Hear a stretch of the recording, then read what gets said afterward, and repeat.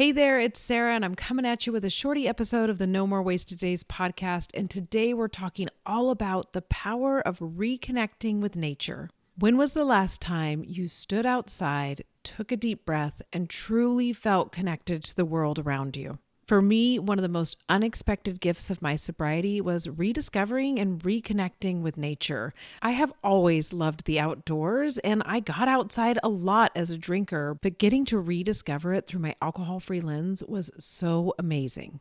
And today we're going to talk about the science and the soul of why spending time out in nature is one of the best ways to heal and reconnect with yourself. We'll talk about how alcohol actually disconnects us from nature and the world around us. I'll share some of the science-backed mental and physical health benefits of spending time outdoors. And I'll offer practical ways to build more time in nature into your everyday life. So how does alcohol disconnect us from nature? Like I said, when I was a drinker, I was outside a lot. I did a lot of outdoor activities with my kids. I liked to hike. I liked to just be outside. One of my favorite things was drinking out in the sun. But alcohol can actually keep us disconnected from nature. This is because drinking dulls the senses and it keeps us disconnected from the present moment. This is something I talk about a lot, that we think, oh, we can drink to celebrate, or we can drink to help with stress, or to help with anger, or to help with sadness, right? All of these things. But what it actually does is it numbs us. It dulls what we're experiencing in life. And I don't know about you, I don't need to dull Mother Nature. I love to experience it fully. Also, if your drinking was anything like mine, it meant that mornings were sluggish. I would stay up drinking late, and then when I would wake up, I would have a hangover, and I would just be so slow moving in the morning. And now I can actually get up and see the sunrise, and I can get up and head off to a hike in the morning, or get up and go on a walk in the morning. There's so many times now where I see the sunrise, and I am still thankful, especially on the weekends, because that was a rarity for me in my drinking days. Nature has always played a significant role in healing. There's many ancient cultures that use it as a tool for their healing processes, and many people instinctively turn to nature when they're going through hard life transitions. One of the things I always think to myself when I'm feeling so stressed or overwhelmed is, I gotta get outside. I've got to get outside. There will just be this repeating voice in my head telling me that.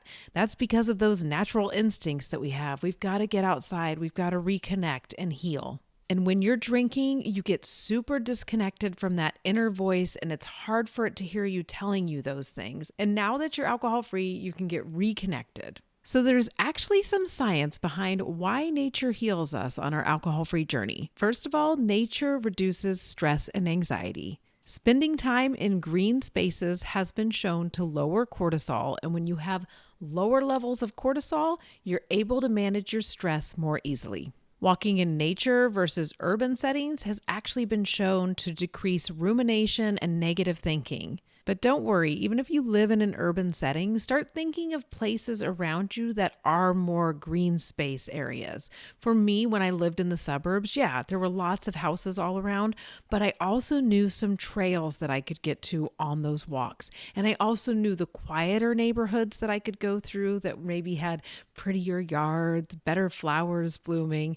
That's a way to get reconnected too. It's not like you always have to get all the way out in nature and drive yourself out to the forest. No, you can still find those ways in your city, but really get creative about it. Really take the time to start thinking about it. When you're out in nature, it boosts your mood and mental clarity. Sunlight increases serotonin, and that naturally improves your mood. And being outdoors has been shown to promote mindfulness and present moment awareness. Being out in nature also rewires the brain's reward system. I've talked about it a lot, but when you drink, you get a huge hit of dopamine. So much dopamine that it overwhelms those receptors and then they crash and then you want more dopamine.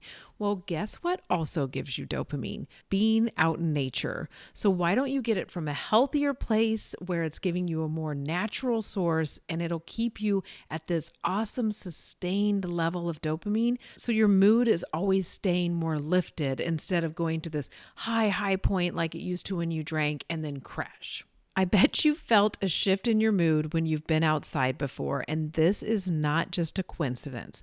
Nature actually helps to boost dopamine and serotonin, and it lowers cortisol levels, so that means it really does help you start feeling better. So how can you start reconnecting with nature? It's one thing for me to tell you, hey, start getting outside more, but it's a whole other thing for you to actually find the time to make it happen, right? We're all really busy people. We all have a lot going on. It's not like we can just drop everything we're doing and get outside and hike all the time. That sounds great, but it's really just not something we can all do, right? So first, I want you to start small and start connecting it to something that already happens in your day-to-day life. This is called habit stacking, and it's one of the best ways to create new habits in your life. So maybe one of the things you can start committing to is that when you first wake up, you step outside and you take a deep breath while you're out there and you just have a moment to reconnect. Something like that is simple enough. Maybe you want to start having a morning cup of coffee outside, or maybe you could start eating one of your meals outside. I know for me, breakfast is usually really rushed, but lunch is something where I can actually get outside. Even when I was a teacher, I could get outside during my lunch, or I could go for a quick walk after I ate my lunch. I could stack that habit together and get more time outside. So I want you to think of ways you can start small and you can start stacking this habit with other habits that you already have established in your life. Next, I want you to start thinking about how you can make outdoor movement a habit. I talk a lot about how movement is so important to help us increase dopamine levels, but now how can you take that movement outside? I actually have an outdoor gym set up on our deck. That's because we do have a covered portion of our deck so it stays safe from the elements. I know that's not something everybody can do, but if you can, I highly recommend it. Even in the winter when it's really cold out there, I love being outside, even when it's dark in the morning. I'm like, this is so cool. I'm getting to be outside, moving my body, keeping myself connected to nature. Another way you can do this that's much simpler is to start getting out on walks regularly. Do this again by habit stacking. What's something you do every single day and you know you can take a walk right after you do that thing? Is it right after you eat dinner? Is it right after you eat lunch? Maybe you could make it so you get to work just a little bit early, even 5 minutes, and you take a quick walk before you get there. Or maybe you happen to have a really cool park near where you work, so you plan to stay after work and do a quick walk when you're done. Start really thinking about those things right now. How can you reconnect with nature and move your body at the same time? I also want you to start considering using the outdoors as a space for reflecting and practicing your daily gratitudes. We talk a lot about journaling and practicing gratitudes on this podcast, but is there any way you can take this practice outside? If it's nice enough in the morning time, can you be out there and say your affirmations and write down your daily gratitudes? If that's a possibility, that's going to help you feel more grounded and more connected to yourself as you're doing those activities. So there's a lot of reasons why it's important to stay connected to nature. Getting outside isn't just something for our kids where we're like, get outside and play. It's for us too. Get outside, reconnect with nature.